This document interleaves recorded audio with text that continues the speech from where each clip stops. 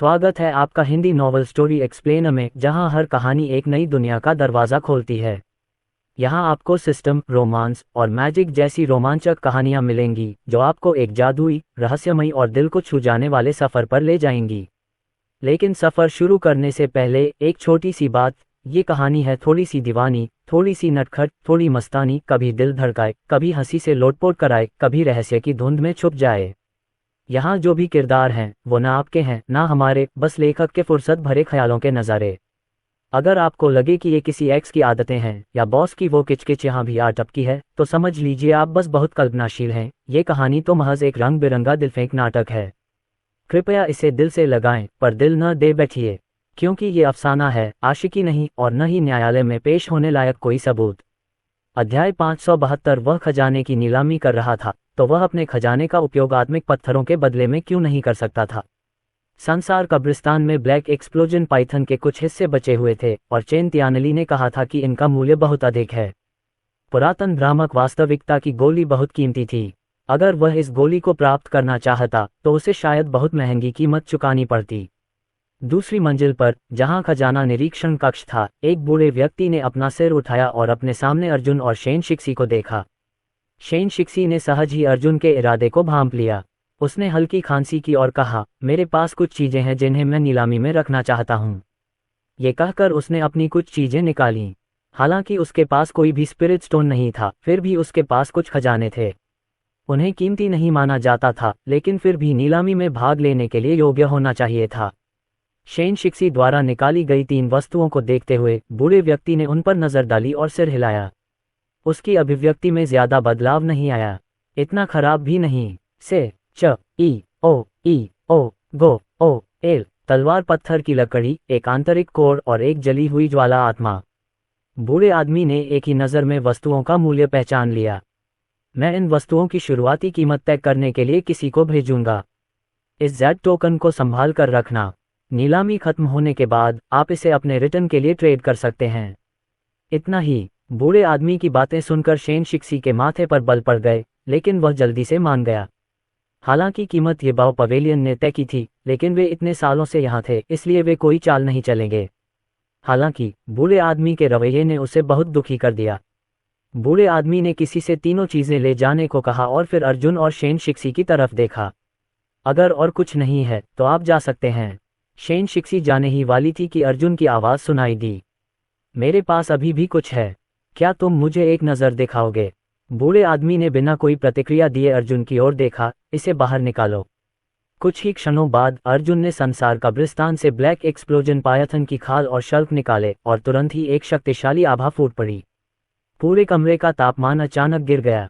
हिस, ये है। जब बूढ़े व्यक्ति ने देखा कि अर्जुन ने क्या निकाला है, तो वह तुरंत खड़ा हो गया। उसकी आंखें चौड़ी हो गईं। वह 3 कदम बढ़ा और अर्जुन की ओर दौड़ा। ये ब्लैक एक्सप्लोजन पाइथन की खाल और शल्क हैं। ये बहुत सख्त होते हैं। अगर इनसे कवच बनाया जाए तो इसकी कीमत बहुत ज्यादा होगी। दुर्भाग्य से इसका सिर्फ आधा हिस्सा है, लेकिन आधा ही काफी है। क्या आप वाकई नीलामी में भाग लेना चाहते हैं? अर्जुन की ओर देखने का उसका नजरिया बदल गया था। मुझे यकीन है, अर्जुन ने न तो चापलूसी से और न ही अहंकार से कहा। अच्छा, ये वस्तु हमारी कार्रवाई का मुख्य आकर्षण बन जाएगी। ये हमारी नीलामी की प्रतिष्ठा के लिए भी अच्छा है। हालांकि अगर यह पूरा हो जाता है तो कीमत शायद 10 गुना से अधिक बढ़ जाएगी। बाकी के लिए बस यही बचा है, अर्जुन ने भावशून्यता से कहा। बूढ़े व्यक्ति ने अर्जुन की ओर अर्थपूर्ण दृष्टि से देखा, परंतु और कुछ नहीं कहा। जल्द ही वे दोनों वहां से चले गए। आधे घंटे बाद नीलामी के दरवाजे खुल गए। माहौल उत्साह से भरा था। ब्लैक एक्सप्लोसिव पायथन की बदौलत अर्जुन और शेन शिक्सी को कोने में एक निजी कमरे में बैठने की व्यवस्था की गई। हुआक्सिया के छिपे हुए कुलीन परिवारों और कुनलुन पर्वत के पास की विभिन्न सेनाओं के अलावा कुनलुन पर्वत से भी कुछ सेनाओं ने आज यहाँ लोगों को भेजा था। प्रत्येक नीलामी इन ताकतों के लिए खजाने प्राप्त करने का एक अवसर थी। रक्त गठबंधन के सदस्य यहाँ हैं। अर्जुन नीचे के लोगों पर ध्यान दे रहा था और जल्द ही उसने ब्लड एलायंस के सदस्यों को खोज लिया, जो कि काफी आसान था, बशर्ते कि कोई उनके हस्ताक्षर वाले टैटू को देख सके। इन लोगों के चेहरे से भयानक आभा निकल रही थी और वे सीधे पास ही स्थित एक आलीशान निजी कमरे में चले गए। श्री अर्जुन, मैंने आपको बताया था कि ब्लड अलायंस के सदस्य जरूर आएंगे। यहाँ अनगिनत खजानों की नीलामी हो रही है, इसलिए वे स्वाभाविक रूप से इन खजानों में से कुछ हिस्सा पाने की कोशिश करने के लिए आएंगे। इस जगह की रखवाली करने वाले बहुत से विशेषज्ञ हैं, इसलिए हमें कार्रवाई करने से पहले नीलामी खत्म होने का इंतजार करना चाहिए, शेन शिक्सी ने कहा। ठीक है। अर्जुन ने इस जगह पर कदम रखने की हिम्मत नहीं की। जोखिम बहुत ज्यादा थे। ये बाव मंडप इतने सालों से कुनलुन पहाड़ों में मजबूती से खड़ा था, क्योंकि जो कोई भी उनके इलाके में कदम रखने की हिम्मत करता, वह निस्संदेह मौत को दावत देता। मिस्टर अर्जुन, देखिए, ये जी परिवार है। शेन शिक्सी अचानक बोल पड़ी जबकि अर्जुन गहरी सोच में डूबा हुआ था। शेन शिक्सी की निगाहों का अनुसरण करते हुए अर्जुन ने अपने विचार रोक दिए। उसके चेहरे पर उलझन थी। जी परिवार कुनलुन पर्वतों के शीर्ष परिवारों में से एक था। इस बारे में बात करते हुए जी परिवार का अर्जुन के साथ घनिष्ठ संबंध था, क्योंकि दोनों ईशा और इरा दोनों जी परिवार से थीं। 5 साल पहले जब वह कुनलुन पर्वत पर पहुंचा ही था, तो उसे अनगिनत चुनौतियों का सामना करना पड़ा था। एक कमजोर व्यक्ति के रूप में वह केवल दूसरों के पैरों तले कुचला जा सकता था। कुनलुन पर्वत का कोई भी साधक उससे अधिक शक्तिशाली था। आखिरकार उसकी जड़ें नश्वर थीं और उसने खेती करने का सबसे अच्छा समय खो दिया था। अनगिनत लोग उस पर हंसे। एकमात्र लोग जो उसे गर्मजोशी का एहसास कराते थे, वे तीनों ही थे। पहला वह बूढ़ा आदमी था जो उसे व्यक्तिगत रूप से कुनलुन में लाया था पहाड़ों और उसे खेती तकनीक सिखाया। दूसरा था विलक्षण इरा। अंतिम व्यक्ति ईशा थी, जिसने हर बाधा के बावजूद अनगिनत बार उसकी मदद की थी। उसने उसे गोलियां दे दी थीं और जब उसे पीटा जाता था तो वह उसके लिए लड़ती थी। वह उसके लिए एक गुट के खिलाफ जाने को भी तैयार थी। यद्यपि उन्होंने कड़ी मेहनत की और पूरी ताकत से खेती की, यदि जी नहीं होते तो सिकिंग, वह तो बहुत पहले ही मर गया होगा। ईशा के शब्द उसकी स्मृति में बने रहे। अर्जुन, तुम मर नहीं सकते। चाहे दुनिया में हर कोई मर जाए, तुम नहीं मर सकते। उसे नहीं पता था कि स्वर्ग के एक पसंदीदा प्रतिभाशाली ईशा ने उसके बारे में इतना क्यों सोचा। वह कभी कभी यह भी सोचता था कि क्या ईशा को संसार कब्रिस्तान के बारे में पता था। हालांकि दोबारा सोचने पर लगा कि यह असंभव था। उस समय स्वयं उसे भी संसार कब्रिस्तान के बारे में पता नहीं था, तो कोई और कैसे जान सकता था। अर्जुन के चेहरे पर उलझन थी जब उसने कुछ आकृतियों को कार्यक्रम स्थल में प्रवेश करते देखा। मुझे भी उम्मीद नहीं थी कि वे आएंगे, लेकिन मुझे उनमें वे दोनों लड़कियां नजर नहीं आ रही हैं। अर्जुन ने गहरी सांस ली और धीरे से बुदबुदाया। मिस्टर अर्जुन, क्या आप ईशा और इरा के बारे में बात कर रहे हैं? मैंने मायरीड स्वॉर्ड संप्रदाय से सुना है कि ईशा ने एक शक्तिशाली विशेषज्ञ का पक्ष प्राप्त कर लिया है। पिछले 2 वर्षों में ईशा की ताकत बहुत तेजी से बढ़ी है। उसे राक्षस कहा जा सकता है, शेन शिक्सी ने धीरे से कहा, जैसे कि वह जानता था कि अर्जुन किसकी बात कर रहा था। किसी विशेषज्ञ का पक्ष प्राप्त किया। शेन शिक्सी की बातें सुनकर अर्जुन दंग रह गया, लेकिन जल्द ही वह मंद मंद मुस्कुराने लगा। क्या उसने विशेषज्ञों का भी समर्थन नहीं प्राप्त किया? इसके अलावा इन 100 विशेषज्ञों में से हर एक स्वर्ग विरोधी था। जी बहनों ने 5 साल तक उसकी रक्षा की थी। अब अगर कोई उन्हें छूने की हिम्मत करता तो वह बदले में उनके दुश्मनों को मार डालता। अभी चाहे कुछ भी हो, वह गोली ले लो। धर्मेंद्र की जल्दबाजी भरी आवाज संसार कब्रिस्तान से फिर गूंजी। समझ गया, मैं इसे जरूर समझूंगा, अर्जुन ने अपना ध्यान पुनः केंद्रित करते हुए कहा। अचानक घंटी बजी। श्रीमान, हाँ, नीलामी शुरू हो गई है। अध्याय 573। एक एक करके नीलामी की गई वस्तुओं को धीरे धीरे मंच पर लाया गया। जैसे जैसे मेजबान ने वस्तुओं का परिचय दिया और उनकी नीलामी की, नीलामी हॉल में माहौल और भी अधिक तीव्र होता गया। जैसे जैसे नीलामी आगे बढ़ी, प्रदर्शित वस्तुएं अधिकाधिक कीमती होती गईं, तथा इन खजानों के लिए प्रतिस्पर्धा भी बढ़ती गई। Sword stone would 180 spirit stone में बिक गया है। जी परिवार को बधाई, मेजबान ने कहा। शेन शिक्सी का पहला आइटम जी परिवार द्वारा जीता गया था। शेन शिक्सी बहुत खुश हुई। क्या आपने वह देखा, मिस्टर अर्जुन? ये बहुत अच्छी कीमत पर बिका। अन्य 2 आइटम भी अच्छे दामों पर बिकने चाहिए, इसलिए अगर हम भाग्यशाली रहे तो हमारे पास वह आइटम खरीदने के लिए पर्याप्त पैसा होगा जिसे आप ढूंढ रहे हैं, शेन शिक्सी ने मुस्कुराते हुए कहा। अर्जुन ने कुछ नहीं कहा। उसने अपनी आंखें बंद कर लीं और पुरातन भ्रामक वास्तविकता की गोली का इंतजार करने लगा। शेन शिक्सी की शेष 2 वस्तुएं भी अच्छी कीमत पर नीलाम कर दी गईं। आधे घंटे तक इंतजार करने के बाद अचानक अर्जुन को कुछ महसूस हुआ और उसने अपनी आंखें खोल दीं। पुरातन भ्रामक वास्तविकता की गोली यहाँ थी। मेजबान के हाथ में एक छोटी सी सफ़ेद जेड बोतल दिखाई दी। मैंने सुना है कि मेरे हाथ में जो चीज़ है, उसके लिए बहुत से लोग यहाँ आए हैं। मैं बकवास करके आपका समय बर्बाद नहीं करूँगा। नीलाम होने वाली अगली वस्तु ये पुरातन भ्रामक वास्तविकता की गोली है। फुफ। इससे पहले कि वह अपना भाषण समाप्त कर पाते, भीड़ में हलचल शुरू हो गई। निजी कमरे में अर्जुन घबराहट से आगे झुका और जैड की बोतल को देखने लगा। पुरातन भ्रामक वास्तविकता की गोली आखिरकार आ ही गई। चाहे कुछ भी हो, मुझे इसे पाना ही होगा। उसके खजाने की नीलामी अभी बाकी थी, इसलिए इसकी कीमत इस गोली से ज्यादा होने की संभावना थी। उस स्थिति में यह संभावना थी कि वह बोली लगाने में सक्षम होगा और अपनी नीलामी वस्तु की बिक्री से होने वाली आय से इस गोली की कीमत की भरपाई कर सकेगा। हर किसी को पहले से ही पुरातन भ्रामक वास्तविकता गोली के प्रभावों को समझना चाहिए, है ना? ये गोली का मुख्य प्रभाव एक दिव्य आत्मा को संघनित करने की इसकी क्षमता है। ये भी अफवाह है कि यह आत्मा और अवशिष्ट विचारों को भौतिक रूप दे सकती है। हालांकि मुझे पहले ये कहना चाहिए, ये गोली थोड़ी क्षतिग्रस्त है, इसलिए औषधीय प्रभाव थोड़ा कमजोर होना चाहिए, अन्यथा इसे नीलाम नहीं किया जाएगा। कुनलुन पर्वत में कोई भी कीमियागर ऐसा नहीं है जो इसे ठीक कर सके। हालांकि अगर किसी के पास ऐसा करने का साधन है तो वे इसका पूरा लाभ उठा पाएंगे। मेजबान का परिचय सुनकर अनगिनत लोगों की आंखें जोश से जल रही थीं और उनकी सांसें भी थोड़ी तेज चल रही थीं। भले ही यह एक उत्तम गोली न थी, फिर भी इसका मूल्य उल्लेखनीय था। और ठीक है, एक और अनुस्मारक, इस पुरातन भ्रामक वास्तविकता गोली का मूल्यांकन ये भाव मंडप द्वारा किया गया है। यह नकली नहीं है, इसलिए हर कोई निश्चिंत हो सकता है। इस गोली की शुरुआती बोली 400 स्पिरिट स्टोन है। अभी शुरू करें। जैसे ही मेजबान ने अपना भाषण समाप्त किया, कार्यक्रम स्थल का माहौल तुरंत ही अपने चरम पर पहुंच गया। मैंने 500 स्पिरिट स्टोन की बोली लगाई। 500 स्पिरिट स्टोन। मैंने 550 स्पिरिट स्टोन की बोली लगाई। इसके बाद एक और आवाज आई। जैसे ही नीलामी शुरू हुई, अधूरी पुरातन भ्रामक वास्तविकता गोली की कीमत इतनी बढ़ गई कि सभी लोग हैरान रह गए। यह, श्री अर्जुन, ये लोग वास्तव में, वे एक अधूरी औषधीय गोली के लिए इतनी कीमत क्यों बढ़ा रहे हैं? शेन शिक्सी ने असहाय होकर कहा। शेन शिक्सी की बातें सुनकर अर्जुन ने अपनी आंखें सिकोड़ लीं। वह बिल्कुल भी घबराया हुआ नहीं था।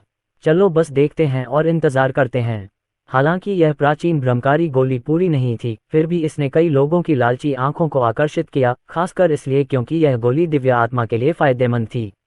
ये प्रभाव ही लोगों को पागल करने के लिए पर्याप्त था। अब अर्जुन और अन्य लोग केवल प्रतीक्षा कर सकते थे और देख सकते थे। 700 आत्मा पत्थर, 750 आत्मा पत्थर। कीमत आसमान छू गई। 800 स्पिरिट स्टोन का निशान करीब आता जा रहा था। कुनलुन पर्वतों के कुछ छोटे परिवारों ने शायद अपने पूरे जीवन में कभी इतनी मूल्यवान वस्तु नहीं देखी होगी। जल्द ही बोली प्रक्रिया शांत होने लगी। अध्याय 574। मैंने 1000 की बोली लगाई। हालांकि जैसे ही बोलियां कम होने लगी, आलीशान निजी कमरे से अचानक एक हार्दिक आवाज सुनाई दी। ये रक्त एलायंस से था। ब्लड एलायंस के लोगों ने अपना कदम उठा लिया है। आवाज सुनते ही शेन शिक्सी के हाव भाव एकदम बदल गए। ऐसा लगता है कि रक्त गठबंधन भी पुरातन भ्रामक वास्तविकता पर नजर गड़ाए हुए है। गोली। अर्जुन ने भौहें सिकोड़ी। जू फेगुआ, तुम्हें गोलियों में कब से दिलचस्पी हो गई? मुझे माफ करें, लेकिन मेरा जी परिवार यह पुरातन भ्रामक वास्तविकता वाली गोली चाहता है। इससे पहले कि ब्लड एलायंस विशेषज्ञ अपनी बात पूरी कर पाते, जी परिवार के निजी कमरे से एक और आवाज गूंज उठी। जाहिर है, इस बार रक्त गठबंधन के समूह के नेता का नाम जू फेंगहुआ था। ब्लड एलायंस और जी परिवार ने मौके पर ही बहस शुरू कर दी और जल्द ही कीमत 1500 स्पिरिट स्टोन तक बढ़ा दी गई, जो कि एक अधूरी औषधीय गोली के लिए एक पागलपन भरी कीमत थी। उन्हें लड़ते देख सभी लोग असहाय महसूस कर रहे थे। यद्यपि यह पागलपन था, ब्लड एलायंस और जी परिवार वास्तव में ऐसा करने के लिए योग्य थे। श्री अर्जुन, अब हमें क्या करना चाहिए? ऐसा लगता है कि ब्लड अलायंस जीतने के लिए दृढ़ है। अर्जुन ने शेन शिक्सी के चिंतित भाव को देखा और गहरी सांस ली। जी परिवार 1500 स्पिरिट स्टोन से आगे नहीं जाएगा और अन्य बलों ने निश्चित रूप से इस कीमत पर हार मान ली है। गोली मूल्यवान थी, लेकिन 1500 स्पिरिट स्टोन जितनी मूल्यवान नहीं थी। स्टेज पर पड़ी सफेद जैड बोतल को देखते ही अर्जुन के चेहरे पर ठंडक छा गई। अब जब बात यहां तक पहुंच गई थी, तो यह आखिरी दांव था। अर्जुन देखना चाहता था कि रक्त गठबंधन कितना पागल हो जाएगा। 1500 स्पिरिट स्टोन। क्या कोई है जो बोली लगाना चाहता है? अगर नहीं, तो आर्किंग भ्रामक वास्तविकता की गोली रक्त गठबंधन से संबंधित होगी। मेजबान ने पूछा। उसके हाथ में हथौड़ा था जो किसी भी क्षण गिरने के लिए तैयार था। ये गोली मेरी है। निजी कमरे में जहां रक्त गठबंधन स्थित था, जू फेगुआ की आंखों में एक ज्वलंत नजर चमक उठी जब उसने ये दृश्य देखा। उसे यह गोली अवश्य लेनी थी, क्योंकि वह ये गोली रक्त गठबंधन के आचार्य सूर्यदेव को भेंट करने की योजना बना रहा था। ऐसा इसलिए हुआ क्योंकि आचार्य सूर्यदेव की आत्मा क्षतिग्रस्त हो गई थी। कुछ देर की शांति के बाद 2000 आत्मा पत्थर। जैसे ही ज़ूफेगुआ ने सोचा कि वह बैग में है, अचानक एक आवाज़ गूंजी, 2000 आध्यात्मिक पत्थर। इस बोली से नीलामी हॉल में भारी हलचल मच गई। 2000 आत्मिक पत्थर कोई छोटी रकम नहीं थी। यद्यपि साधारण परिवारों और सेनाओं के पास ये दवा उपलब्ध थी, लेकिन उनके लिए एक अधूरी दवा की गोली के लिए इतना खर्च करना असंभव था। क्या? ज़ूफेगुआ की अभिव्यक्ति तुरंत क्रूर हो गई, क्योंकि वह अर्जुन के निजी कमरे की ओर देख रहा था। जो लोग रक्त गठबंधन की चीजें छीनने की हिम्मत करेंगे, वे मारे जाएंगे। उस निजी कमरे में कौन है? ज़ूफेंगहुआ ने गहरी आवाज में पूछा। सर, हमें भी नहीं पता। ब्लड एलायंस के सभी लोग एक दूसरे की तरफ देखने लगे। क्या ये हुआक्सिया का कोई छिपा हुआ परिवार या विशेषज्ञ हो सकता है? अगर यह कुनलुन पर्वत से कोई व्यक्ति होता तो वे ऐसा प्रस्ताव क्यों देते? गोली की ऊंची कीमत। सब लोग अचंभित थे। आखिर हुआ क्या था? सर, उस स्थिति में बोली लगाना जारी रखें। हम इस गोली को हाथ से जाने नहीं दे सकते। आचार्य सूर्यदेव को इस वस्तु की आवश्यकता है, ब्लड एलायंस के एक विशेषज्ञ ने उत्सुकता से कहा जब उसने ज़ूफेंगहुआ को चुप होते देखा। थोड़ी देर रुकने के बाद ज़ूफेंगहुआ फिर बोला, इसे भूल जाओ, चलो यह चीज़ दे देते हैं ऊपर। इस कीमत पर यह बहुत ज़्यादा होगा। हालांकि गोली का मूल्य असाधारण है, लेकिन यह अंततः एक अधूरी गोली है। रक्त गठबंधन ने हार मान ली थी। आचार्य सूर्यदेव के लिए मैं कोई उपाय सोचूंगा। इसके अलावा यह अधूरी वस्तु आचार्य सूर्यदेव के लिए उपयोगी नहीं हो सकती है। 1700 पहले से ही गोली के मूल्य से कहीं ज्यादा थी। यह मत भूलो कि हम आज यहाँ किस लिए आए हैं। ब्लड एलायंस इस गोली पर 2000 स्पिरिट स्टोन बर्बाद करने का जोखिम नहीं उठा सकता। ज़ूफेंगहुआ ने दूसरे पक्ष को देखा और उदासीनता से कहा, सर, मैं समझ गया। काफी देर बाद होस्ट को एहसास हुआ कि ब्लड अलायंस ने पूरी तरह हार मान ली है। उसने अर्जुन के निजी कमरे की तरफ देखा और मुस्कुराते हुए कहा, पुरातन भ्रामक, वास्तविकता गोली के लिए बोली समाप्त हो गई है। इस समय अर्जुन के मन में एक उत्साहपूर्ण आवाज गूंजी, शिष्य, मेरी एक और विनती है। दूसरा मकबरा सक्रिय करें। केवल वही पुरातन भ्रामक वास्तविकता की गोली को बहाल कर सकता है। एक बार जब ये बहाल हो जाएगी तो यह आपके और संसार कब्रिस्तान के लिए महत्वपूर्ण होगी। धर्मेंद्र की बातें सुनकर अर्जुन की आंखें सिकुड़ गईं। ऐसा लग रहा था कि धर्मेंद्र के पास इस अधूरी औषधीय गोली के लिए बोली लगाने के पीछे कोई कारण था। हुआक्सिया या कुनलुन पर्वतों में कोई भी इसकी मरम्मत नहीं कर सकता था, लेकिन अन्य कब्र के पत्थर के प्राचीन शक्तिशाली विशेषज्ञ इसकी मरम्मत कर सकते थे। धर्मेंद्र को इसी बात की उम्मीद थी। लेकिन शिष्य, यह मामला इतना जरूरी नहीं है। बाद में मेरी बात सुनो। ठीक है। अर्जुन ने अपनी चेतना वापस खींच ली और अपनी दृष्टि मंच की ओर घुमा ली, क्योंकि नीलामी में एक नया आइटम जारी किया गया था। ये ब्लैक एक्सप्लोजन पायथन की त्वचा और शल्क था। जैसे ही ये वस्तुएं सामने आईं, पूरा नीलामी हॉल राक्षसी जानवरों की आभा से भर गया। अत्यंत शक्तिशाली। मंच के नीचे या निजी कमरों में मौजूद कुछ ताकतों ने स्वाभाविक रूप से वस्तुओं की उत्पत्ति का अनुमान लगा लिया। ब्लैक एक्सप्लोजन पाइथन को कुनलुन पर्वतों में भी एक शक्तिशाली राक्षसी जानवर माना जाता था। हालांकि ये 100 साल पहले कुनलुन पर्वत से गायब हो गया था और अब इसे ढूंढा नहीं जा सकता। ब्लैक एक्सप्लोजन पाइथन का पूरा शरीर एक खजाना था। सांप के पित्ताशय के अलावा सांप के टेंडन, शल्क और त्वचा भी थी। इसका मूल्य अथाह था। मेजबान ने उन पर नजर डाली और कहा, इसे देखकर लगता है कि सभी ने इस वस्तु को पहचान लिया है। ब्लैक एक्सप्लोसिव पाइथन की त्वचा और शल्क सुरक्षात्मक उपकरणों को परिष्कृत करने में सबसे महत्वपूर्ण वस्तुएं हैं। एक बार इसे सफलतापूर्वक परिष्कृत कर लेने के बाद ये शीर्ष स्तर के पारलौकिक क्षेत्र विशेषज्ञ के हमले को भी रोक सकता है। यह एक औषधीय उत्प्रेरक भी है जिसके कई उपयोग हैं। शुरुआती कीमत 500 स्पिरिट स्टोन है। जैसे ही मेजबान ने बोलना समाप्त किया, बोलियां लगनी शुरू हो गईं और दर्शक तुरंत पागल हो गए। कीमत बढ़ती रही और जल्द ही गोली की कीमत से भी अधिक हो गई। जल्द ही कीमत 3000 स्पिरिट स्टोन तक बढ़ गई, और यह ब्लैक एक्सप्लोजन पायथन की त्वचा और शल्क के केवल आधे हिस्से के लिए था। यदि यह पूरा होता तो इसकी कीमत दोगुनी से भी अधिक होती। अर्जुन को आश्चर्य हुआ। ब्लड अलायंस के ज़ूफेंगहुआ पागलों की तरह बोली लगा रहे थे। मिस्टर अर्जुन, ब्लड अलायंस के लोग पागल हो रहे हैं। अगर उन्हें पता चले कि यह आइटम आपका है तो कौन जानता है कि वे पागल हो जाएंगे। शेन शिक्सी मुस्कुराया जब उसने देखा कि ब्लड अलायंस बोली लगाना जारी रखे हुए है। देखते रहो। शेन शिक्सी की बातें सुनकर अर्जुन मुस्कुरा उठा। वह जानता था कि ब्लैक एक्सप्लोजन पाइथन बहुत कीमती है। आखिरकार यह एक खजाना था जिसे चेन त्यानली ने बहुत महत्व दिया था। हालांकि अंत में ब्लड एलायंस बोली जीतने में असफल रहा और जी परिवार 3500 स्पिरिट स्टोन की कीमत के साथ विजयी हुआ। इसे बहुत ऊंची कीमत माना गया। अध्याय 575 श्री अर्जुन। 3500 spirit stone. हमने गोली की कीमत चुका दी है और अभी भी कुछ बचे हुए हैं जिन्हें अन्य खजानों के लिए बोली लगानी है। यद्यपि शेन शिक्सी असंख्य तलवार संप्रदाय का एक बुजुर्ग था और फॉलन स्वॉर्ड संप्रदाय जैसे छोटे संप्रदाय की नज़र में स्वाभाविक रूप से सम्मानित था, लेकिन संप्रदाय में उसकी स्थिति केवल औसत थी। वह 3500 स्पिरिट स्टोन खर्च करने में असमर्थ था। सौभाग्यवश श्री अर्जुन के पास ऐसा अनमोल खजाना था। उनके अनुसार ये चीज़ उन्हें मायरी डाउन स्वॉर्ड मास्टर द्वारा दी गई होगी, अन्यथा श्री अर्जुन के लिए अपने वर्तमान साधना स्तर के साथ ब्लैक एक्सप्लोजन पायथन को नीचे ले जाना बहुत मुश्किल होगा। नीलामी अभी भी चल रही थी, लेकिन शेन शिक्सी और अर्जुन अब ध्यान देने के मूड में नहीं थे। उनके लिए नीलामी पहले ही खत्म हो चुकी थी। उसे वह वस्तु मिल गई थी जो वह चाहता था और उसने अच्छा मुनाफा भी कमाया। हालांकि उसे इन स्पिरिट स्टोन्स का ज़्यादा इस्तेमाल नहीं था, इसलिए नीलामी के दौरान उसने 3 ऐसी वस्तुओं की बोली लगाई जो उसके लिए उपयोगी थीं। नीलामी के बाद भीड़ तितर बितर होने लगी। हमें भी जाना चाहिए। ब्लड एलायंस को अब आगे बढ़ना चाहिए। क्यों न हम उनका पीछा करें और एक नज़र डालें। शेन शिक्सी ने अपनी आंखें सिकोड़ते हुए हल्के से कहा। उन दोनों ने खिड़की से बाहर देखा और देखा कि जू फेंगहुआ ब्लड एलायंस के सदस्यों को ब्लड एलायंस के निजी कमरे से बाहर ले जा रहा था। उनके चेहरे पर ठंडक थी और वे जल्दी से बाहर निकल गए। आज ब्लड एलायंस कुछ भी उपयोगी प्राप्त करने में लगभग असफल रहा। कुछ अच्छी आध्यात्मिक जड़ी बूटियां और एक साधारण खजाना प्राप्त करने के अलावा ब्लड एलायंस को कोई अन्य लाभ नहीं हुआ। जो गोली, चमड़े के तराजू और खाल वे चाहते थे, वे दोनों ही दूसरों के हाथों में पड़ गए थे। कोई कल्पना कर सकता है कि रक्त गठबंधन के सदस्य इस समय कैसा महसूस कर रहे होंगे। जब जू फेगुआ और बाकी लोग नजरों से ओझल हो गए तो अर्जुन शेन शिक्सी को निजी कमरे से बाहर ले गया। नीलामी से निकलकर अर्जुन और शेन शिक्सी सीधे मूल्यांकनकर्ता के कमरे में गए।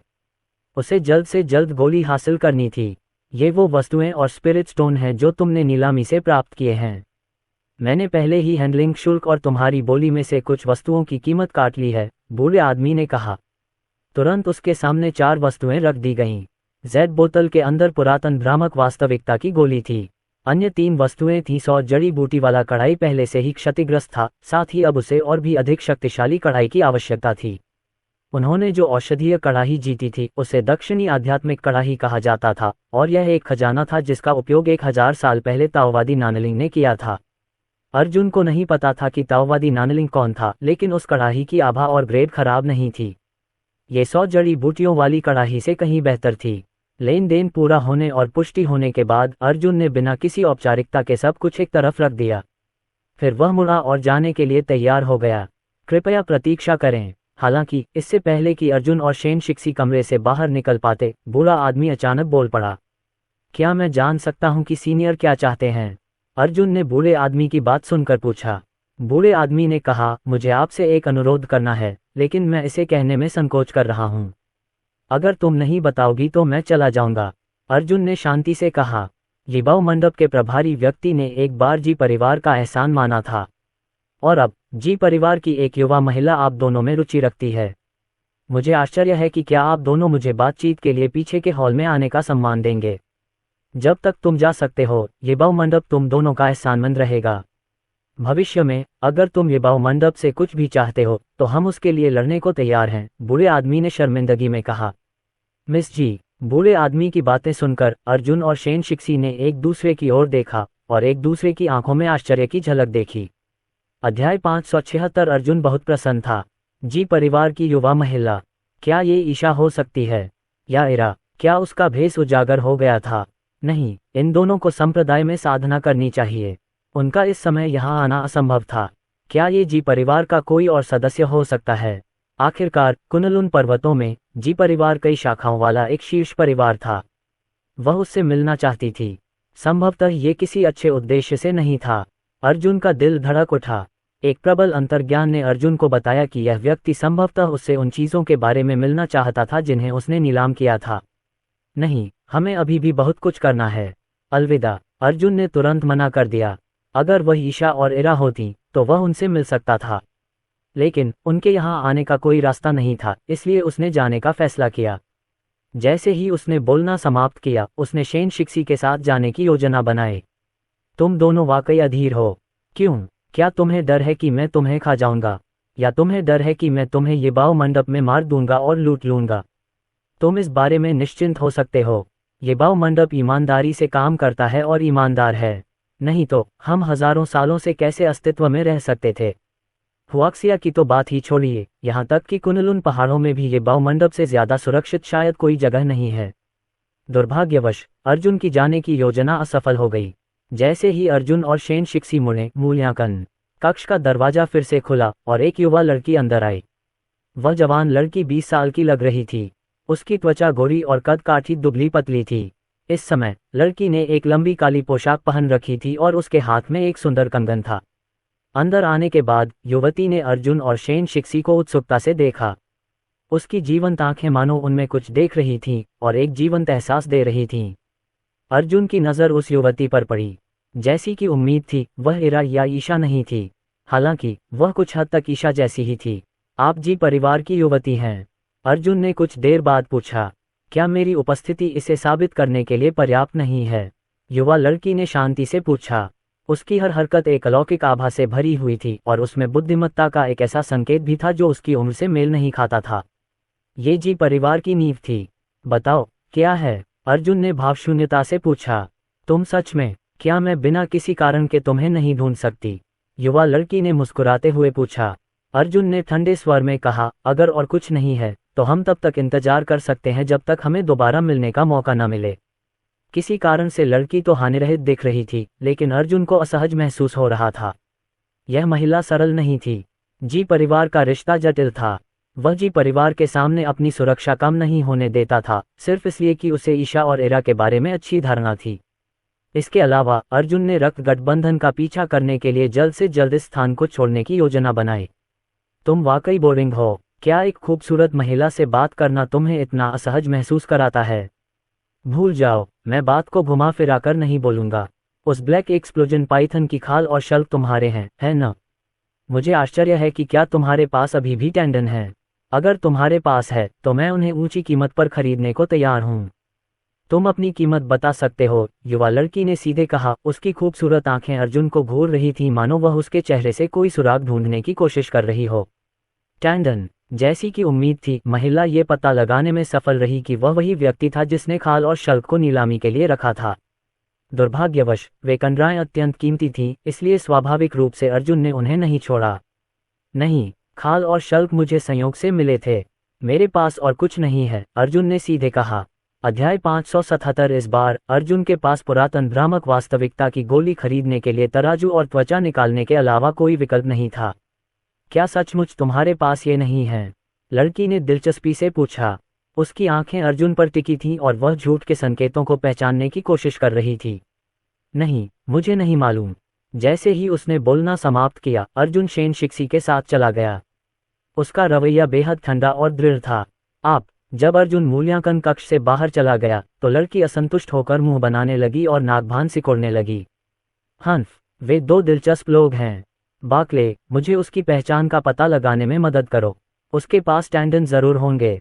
जब अर्जुन की आकृति युवती की दृष्टि से ओझल हो गई तो उसके मुंह के कोनों पर प्रसन्नता भरी मुस्कान उभर आई।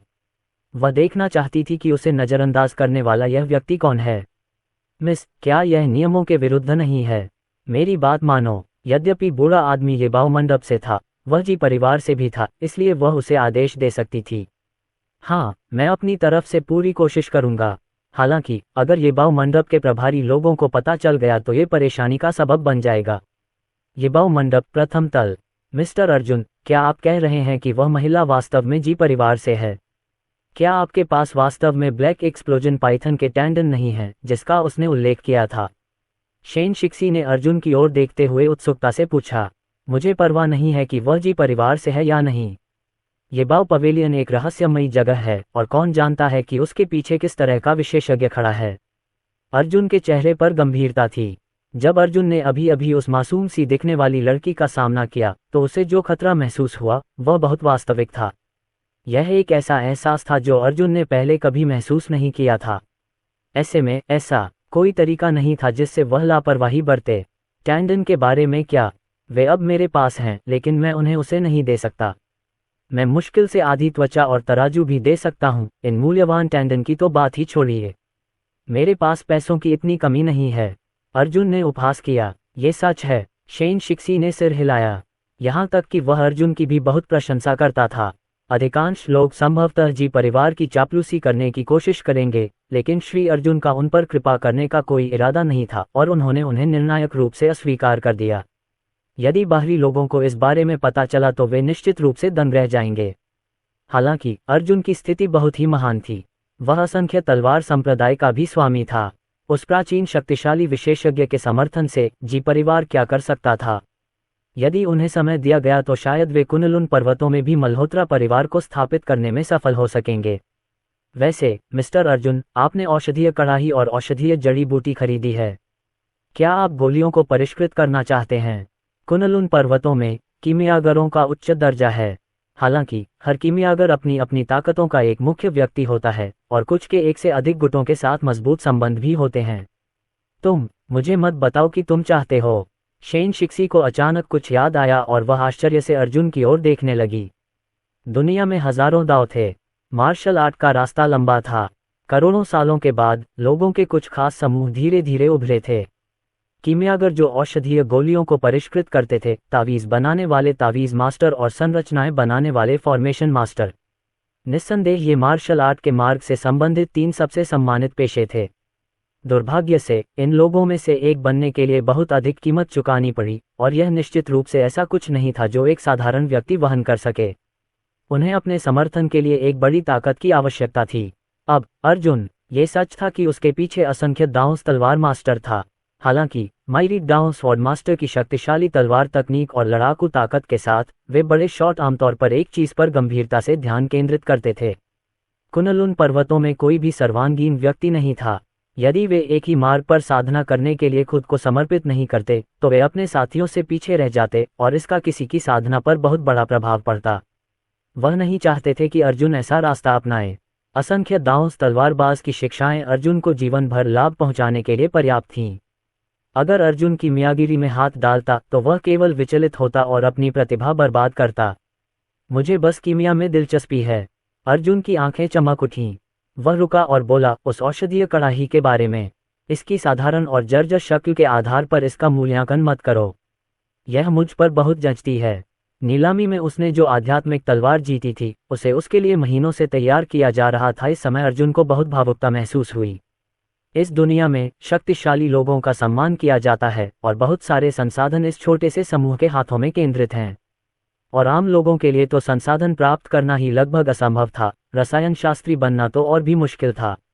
ये सोचते ही अर्जुन की आंखों में प्रबल युद्ध भावना चमक उठी। वह पहले से ही एक और समाधि पत्थर को सक्रिय करने के लिए तैयार था। एक तरफ धर्मेंद्र के लिए तो दूसरी तरफ उनके अपने कीमिया कौशल के लिए। हुआक्सिया में उनकी कीमिया कौशल और उनके चिकित्सा कौशल को शीर्ष माना जाता था, लेकिन कुनलुन पर्वत में वे अभी भी पीछे थे। यहाँ तक कि अब तक उसने जो औषधीय गोलियां परिष्कृत की थीं, वे भी उसकी गति के साथ तालमेल नहीं बिठा पाईं। जितना अधिक उसने अनुभव किया, उतना ही अधिक अर्जुन को गोलियों के महत्व का एहसास हुआ। अब जबकि अवसर आया था, अर्जुन ने आशा व्यक्त की कि वह इसका लाभ उठाएगा। मिस्टर अर्जुन, यह शेन शिक्सी को उम्मीद नहीं थी कि वह सचमुच कीमियागर बनना चाहेगा। उसे समझ नहीं आ रहा था कि क्या कहे।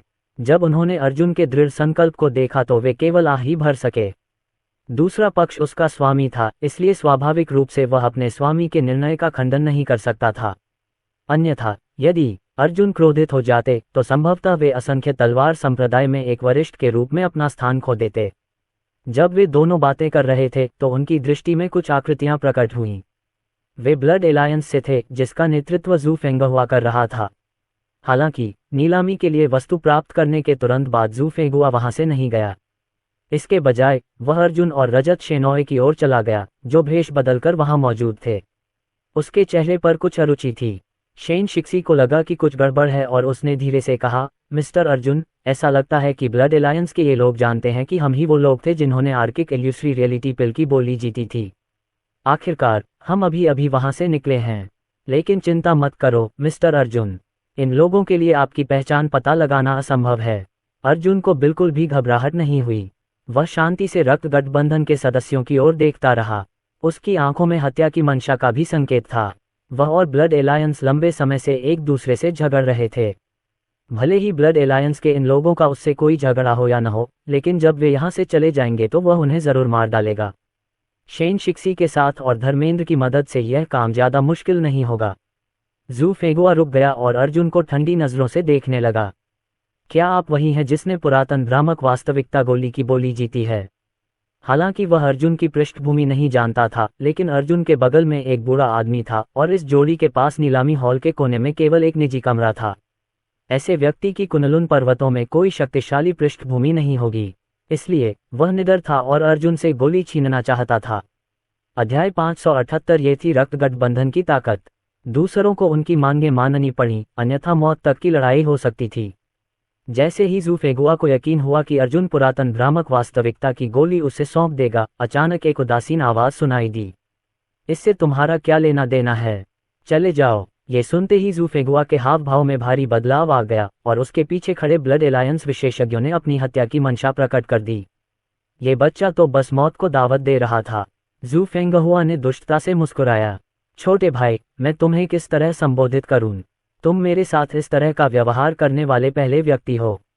कौन जानता है, शायद तुम आखिरी व्यक्ति भी हो। रक्त गठबंधन विशेषज्ञों ने अर्जुन को घेर लिया। इस समय शेन शिक्सी ने नाक सिकुड़ी और एक कदम आगे बढ़ाया। उसने अपनी आभा को बाहर निकाला और ठंडे स्वर में कहा, क्या मिस्टर अर्जुन कोई ऐसा व्यक्ति है जिसे तुम नाम से पहचान सकती हो? अगर तुम आगे बढ़ना चाहती हो तो तुम्हें पहले मुझसे आगे निकलना होगा। शेन शिक्सी की आभा काफी मजबूत थी, जिसके कारण रक्त गठबंधन के सदस्यों के हाव भाव बदल गए। यहाँ तक कि जू फेंगहुआ ने भी अर्जुन को अर्थपूर्ण दृष्टि से देखा। श्री अर्जुन, यहाँ तक कि इस बच्चे की रक्षा के लिए एक पारलौकिक क्षेत्र विशेषज्ञ भी मौजूद था। क्या ऐसा हो सकता है कि उसने कोई गलती की हो? फिर भी उसने अपना हाथ आगे बढ़ाया और उदासीनता से कहा, तुम इतने घबराए हुए क्यों हो? मैं जू फेगुआ दोस्त बनाना पसंद करता हूँ। तुम्हें कुनलुन पर्वत में रक्त गठबंधन की स्थिति पता होनी चाहिए, है न? अप्रत्याशित रूप से अर्जुन ने जू फेगुआ का हाथ झटक दिया। हाथ मिलाने की कोई जरूरत नहीं है। मुझे अपने हाथ गंदे करने का डर है। ब्लड एलायंस से हाथ मिलाना। अर्जुन के लिए अपने पूरे जीवन में ऐसा करना असंभव था। तुम मौत को दावत दे रहे हो। जू फेंगहुआ पूरी तरह से क्रोधित हो गया। इस बिगड़ैल बच्चे ने, जो अभी भी अनुभवहीन था, उसे अनदेखा करने और अस्वीकार करने का साहस कैसे किया? श्री अर्जुन, उस परिवार के लोगों के अलावा उसे किसी से डरने की जरूरत नहीं थी। हालांकि ये बच्चा उस परिवार से नहीं था। ऐसा रवैया रखने का उसे क्या अधिकार था? क्या वह सचमुच सोचता था कि वह एक बड़ा शख्स है? यदि इस स्थान की सुरक्षा के लिए विशेषज्ञ न होते तो वह बहुत पहले ही इस लापरवाह बच्चे का सिर काट चुका होता। जैसे ही वे अपनी तलवारें खींचने वाले थे, एक सुनहरी रोशनी ने पूरे हॉल को रोशन कर दिया और हर किसी के भाव बदल गए। ये देखकर जू फेगुआ ने अर्जुन से निपटने में समय बर्बाद न करने का फैसला किया और ठंडी सांस ली। बच्चे, मैं तुम्हें याद रखूंगा। मैं तुम्हें जीने के लिए कुछ और घंटे दूंगा। मुझे आशा है कि तुम यहाँ से जीवित बाहर निकल सकोगे। जैसे ही उसने बोलना समाप्त किया, वह अन्य रक्त गठबंधन विशेषज्ञों के साथ प्रकाश के स्रोत की ओर दौड़ा। केवल जू फेगुआ ही नहीं, बल्कि वहां उपस्थित सभी लोग भी उस दिशा में भागे और अर्जुन और शेन शिक्सी को हॉल में ही छोड़ दिया। अर्जुन ने उस ओर देखा और उत्सुकता से पूछा, ये लोग कहाँ जा रहे हैं? शेन शिक्सी थोड़ा उत्साहित दिखे और थोड़े जल्दबाजी भरे लहजे में बोले, मिस्टर अर्जुन, क्या आपको याद है कि मैंने आपसे कहा था कि नीलामी के दौरान एक रहस्यमयी साधना स्थल दिखाई दिया था? ये प्रकाश येबाओ मंडप के साधना स्थल का उद्घाटन है। ये येबाओ मंडप की ओर से सभी प्रतिभागियों के लिए एक उपहार भी है। हालांकि ये साधना कक्ष ऐसा नहीं है जहां हम लोग प्रवेश कर सकें। केवल महान अवसरों वाले लोगों को ही ऐसा करने का मौका मिलता है। इस साधना स्थल को आत्मा एकाग्रता मंच के रूप में भी जाना जाता है। वास्तव में येबाओ मंडप के मालिक ने एक खजाना प्राप्त किया। हालांकि यहाँ का आत्मा एकाग्रता मंच मुख्य आत्मा एकाग्रता मंच से बहुत अलग है, फिर भी ये किसी भी साधक के लिए एक बड़ा अवसर है। अध्याय 579। यही कारण है कि वे लोग इतनी तेजी से भाग गए। अर्जुन को ज्ञान की प्राप्ति हुई। उसने जू फेगुआ की दिशा में देखा और फिर शेन शिक्सी के साथ उसके पीछे चला गया। वे दोनों एक हॉल और लंबे गलियारे से होते हुए आत्मा एकाग्र करने वाले मंच के सामने पहुंचे। यहाँ आध्यात्मिक ऊर्जा बहुत सघन थी और अर्जुन को यह भी महसूस हो रहा था कि उसके शरीर में मौजूद रक्त ड्रैगन आत्मा को एकाग्र करने वाले मंच में बहुत दिलचस्पी ले रहा था। ड्रैगन की दहाड़ें उसके शरीर में गूंजती रहीं। बात सिर्फ इतनी ही नहीं थी, संसार कब्रिस्तान में रखी सैकड़ों कब्रें भी हिलने लगीं। ये है, उसने कभी नहीं सोचा था कि संसार कब्रिस्तान इस तरह से प्रतिक्रिया करेगा। यह एहसास बहुत जाना पहचाना था। ये वैसा ही था जैसे उसने जियांग दाओ पर्वत पर आत्मा को दबाने वाले सूर्य को विभाजित करने वाले पत्थर को महसूस किया था। संसार कब्रिस्तान को यह चीज चाहिए थी। सामने बहुत से लोग पहले से ही आत्मा को एकाग्र करने वाले मंच पर कदम रख चुके थे। वे उस पर पैर मोड़कर बैठ गए और साधना की अवस्था में प्रवेश कर गए। उनकी आभा में सुधार के संकेत दिखाई दे रहे थे। उनमें से एक को तो मौके पर ही तोड़फोड़ करने का मौका भी मिल गया। भीड़ तुरंत ईर्ष्या से भर गई। ये जगह इतनी शक्तिशाली है। क्या संसार कब्रिस्तान और आत्मा एकाग्र मंच के बीच कोई संबंध हो सकता है? अर्जुन और भी अधिक हैरान हो गया। आत्मा एकाग्र करने वाला मंच अब खुल गया है। सभी को नियम पता होने चाहिए, इसलिए मैं और समय बर्बाद नहीं करूंगा। हालांकि एक बात पर मैं जोर देना चाहता हूं। अब से 3 दिन बाद आत्मा एकाग्र करने वाला मंच सील कर दिया जाएगा।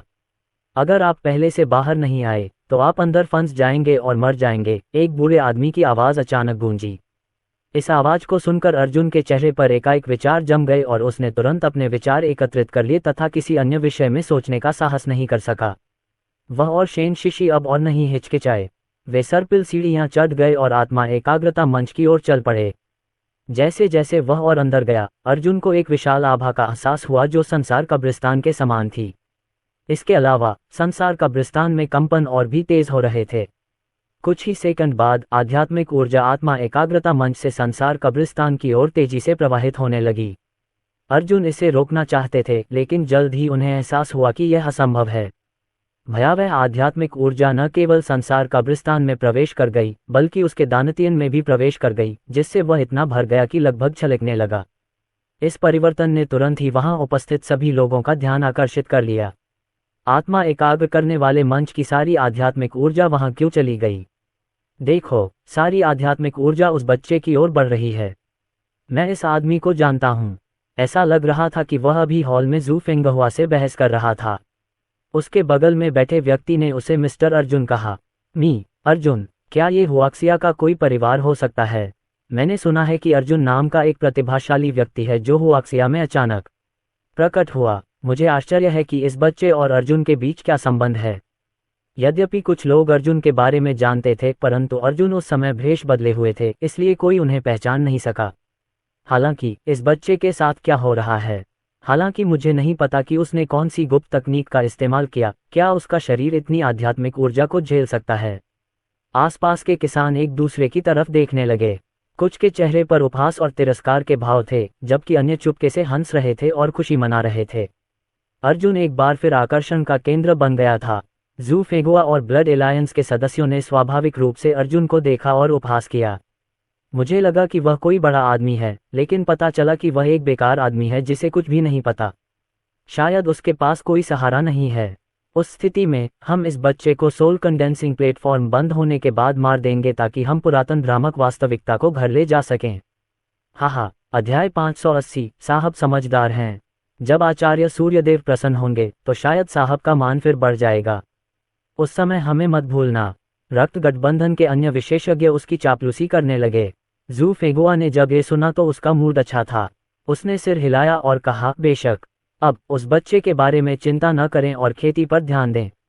जी श्रीमान। शेन शिक्सी वहीं खड़े होकर अर्जुन को रोकने की कोशिश कर रहे थे, लेकिन जल्द ही उन्हें एहसास हुआ कि अर्जुन पहले से ही अपनी साधना में डूबे हुए थे। उसने असहाय भाव से अपना सिर हिलाया और उसे एहसास हुआ कि उसने अर्जुन को अधिक महत्व दे दिया था। दूसरा पक्ष हुआक्सिया में रह रहा था और खेती कर रहा था, इसलिए स्वाभाविक रूप से वह कुनलुन पर्वत के कुछ नियमों को नहीं जानता था। भूल जाओ, मैं मिस्टर अर्जुन की रक्षा करूंगी, शेन शिक्सी ने हल्के से कहा। आखिरकार आत्मा को एकाग्र करने वाला मंच अलग था। विशेष परिस्थितियों में लोग यहाँ लड़ सकते थे। अर्जुन को स्वाभाविक रूप से इस बात की परवाह नहीं थी कि दूसरे क्या सोचते हैं। उसे तो बस संसार का शमशान महसूस हो रहा था जो अपनी ऊर्जा को उन्मत्तता से अवशोषित कर रहा था। यदि वह इसे उचित रूप से निर्देशित और नियंत्रित नहीं करता तो संभवतः उसके शरीर में ऊर्जा नियंत्रण से बाहर हो जाती और विस्फोट हो जाता। जैसे ही भीड़ में चर्चा शुरू हुई, जी परिवार की युवा महिला और ये बाव मंडप के बुजुर्ग व्यक्ति एक दूसरे को देखने से खुद को रोक नहीं पाए और उनके हाव भाव थोड़े बदल गए। इसके तुरंत बाद युवा मिस ने बिना किसी हिचकिचाहट के सीधे अर्जुन के पास जाकर खड़ी हो गई। अपने आसपास खड़े लोगों को देखते हुए उसके चेहरे पर ठंडक थी। अर्जुन गंभीर खतरे में था।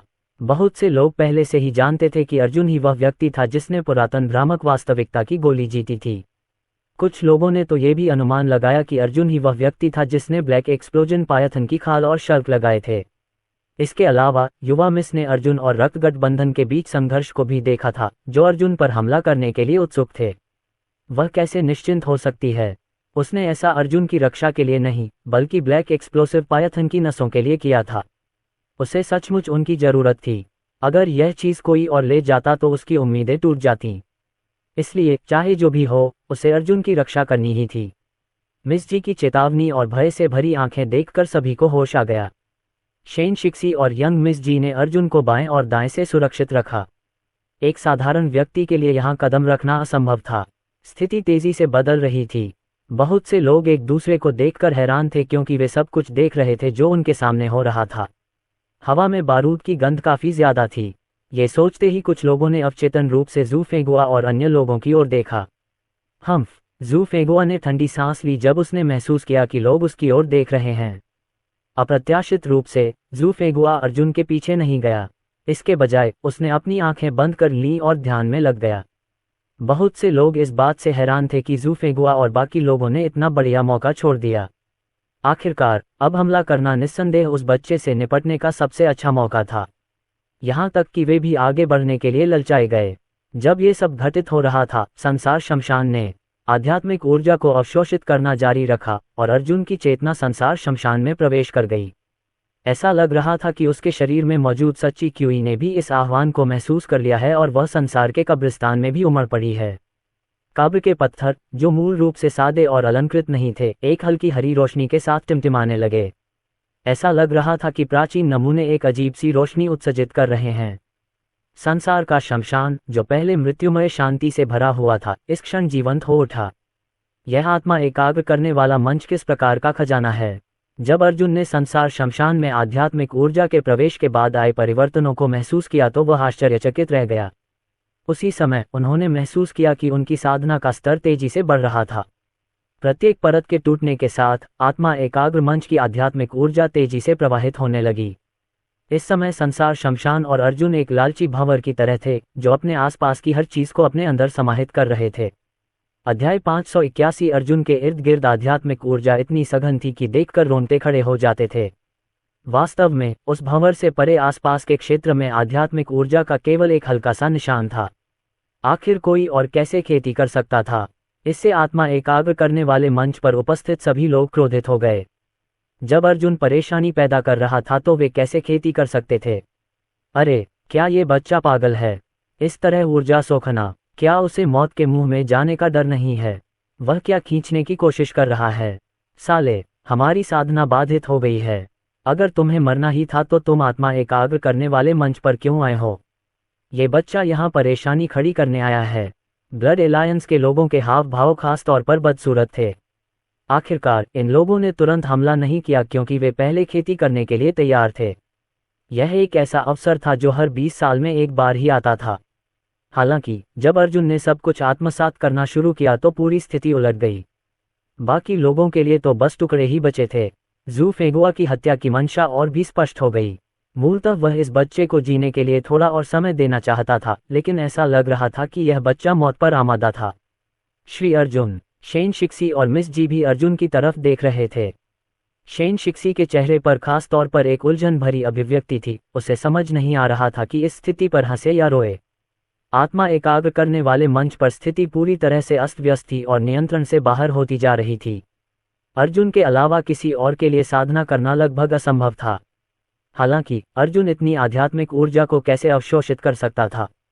अब तक उसने जितनी मात्रा अवशोषित की थी वह एक साधक को मारने के लिए पर्याप्त थी। हालांकि अर्जुन ने अभी भी रुकने का कोई संकेत नहीं दिखाया। पूरा सोल कंसंट्रेटिंग प्लेटफॉर्म एक अजीब सी खामोशी में डूब गया। हर कोई अर्जुन को घूर रहा था, ये देखने के लिए कि वह कितना अवशोषित कर सकता है, या वह मर जाएगा या नहीं। ये बच्चा पागल था। 1 मिनट बीत गया, 5 मिनट बीत गए, 10 मिनट बीत गए, 15 मिनट बीत गए, पलक झपकते ही 2 घंटे बीत गए, फिर आधा दिन बीत गया। वह अभी भी आध्यात्मिक ऊर्जा अवशोषित कर रहा है। अरे, वह बच्चा कैसा राक्षस है! हे भगवान, श्री अर्जुन ने ये कैसे किया? इसके अलावा मैं स्पष्ट रूप से आत्मा को एकाग्र करने वाले प्लेटफॉर्म की आभा को कमज़ोर और कमज़ोर होते हुए महसूस कर सकता हूँ। लानत है, वह हमें थोड़ी सी भी आध्यात्मिक ऊर्जा नहीं देगा। अंततः लोग अपना संयम खोने लगे। जू फेगुआ और अन्य लोग, जो अर्जुन को अत्यधिक आध्यात्मिक ऊर्जा अवशोषित करने से मरते हुए देखने का इंतजार कर रहे थे, वे भी अधिक गंभीर दिख रहे थे। अरे, आधा दिन तो बीत ही गया। क्या ये हो सकता है कि उसका डेंटियन एक अथाह गड्ढा था? मैं अब इस बच्चे को ऐसा नहीं करने दूंगा। अगर ऐसा ही चलता रहा तो हम खेती कैसे करेंगे? सर, हमें इस बदमाश को रोकना होगा। उनके पास आत्मा एकाग्र करने वाले मंच के अंदर बिताने के लिए केवल 3 दिन थे, और फिर भी आधा दिन पहले ही बर्बाद हो चुका था, और ऐसा लग रहा था कि यह स्थिति जल्द ही नहीं बदलेगी। लोग फिर भी कैसे शांत रह सकते हैं? इससे भी महत्वपूर्ण बात यह है कि यदि आत्मा एकाग्र मंच पर लड़ाई होती तो ये बाव मंडप हस्तक्षेप नहीं करता। लानत है, बदमाश, भाड़ में जाओ। अंत में ब्लड एलायंस का एक आदमी अब और नहीं रोक सका। उसने एक क्रूर दहाड़ लगाई और उसका शरीर अचानक एक गोशावक की तरह उछला, आध्यात्मिक ऊर्जा के भंवर में अपना रास्ता बनाता हुआ। यदि वह अब अर्जुन को न मारता तो उसे कितनी देर तक प्रतीक्षा करनी पड़ती। ब्लड एलायंस के सदस्य का चेहरा हत्या के इरादे से भरा हुआ था। स्टोरी पसंद आई तो लाइक और शेयर करना न भूलें। हमारे टेलीग्राम चैनल को ज्वाइन करने से आपको नई स्टोरीज और अपडेट्स मिलते रहेंगे। ज्वाइन करने के लिए लिंक पर क्लिक करें।